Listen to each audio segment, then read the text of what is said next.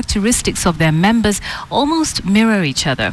KTN's Asha Mwilu takes an in-depth look.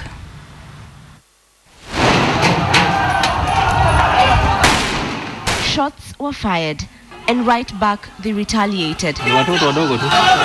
In the end, 4 people were dead, and emotions were running high. The attack on Masjid Musa was unwarranted and unjustifiable.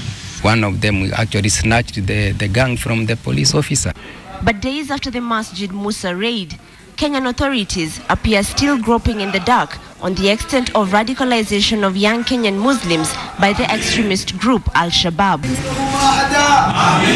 More than anything, the incident has resurrected memories of the 1990s when brutal sects caused terror among Kenyans. There are very, scary parallels between the Mungiki phenomenon and what you're seeing now, the radicalization of youth in Mombasa. These are guys who have access to, a radical mindset.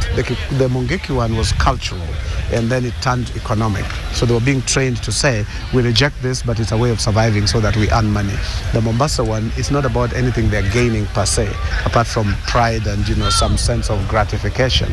Mungiki, they have only one agenda. They are so bitter about the system. They feel injustice within the system. They are unemployed youth. They are addressing the historical injustices of this country. But they don't have any agenda beyond Kenya. Both Ken Ouko and Abdi Wahab Sheikh agree that the Masjid Musa incident had strong traces of extremist influences. The first clue was the flag. Those flags, we have seen, not only Mr. Musa, we have seen elsewhere. We have seen Al-Shabaab are using it. Boko Haram also, they're using it. Islamic Maghreb in North Africa, they're using it.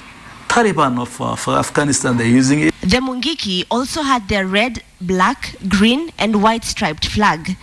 Government forces applied their aggressive tactic to tackle the Mungiki. Dozens of them were gunned down.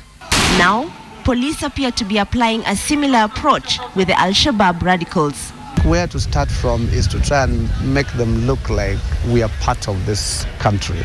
And that's what's lacking in Mombasa. They're not feeling as if they're part of the country, and they're going to start talking like the Northeasterners, that, Uko Kenya. Within the police force, there is some Muslim there's some people who have Muslim faith.